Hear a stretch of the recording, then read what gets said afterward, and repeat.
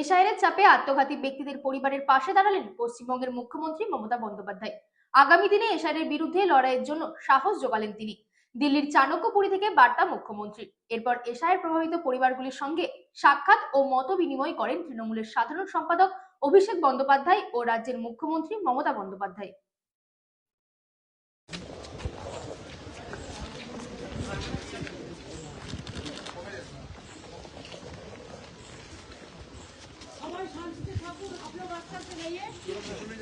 আপনাদের চিন্তা করার পরিবারের লোকেরা কোথায়?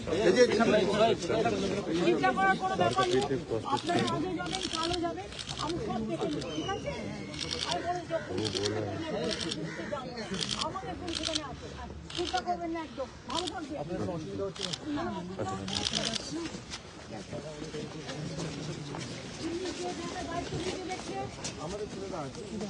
সব দেখে নাও, যদি কোনো প্রবলেম হয় সঙ্গে সঙ্গে মেসেজ দেবে।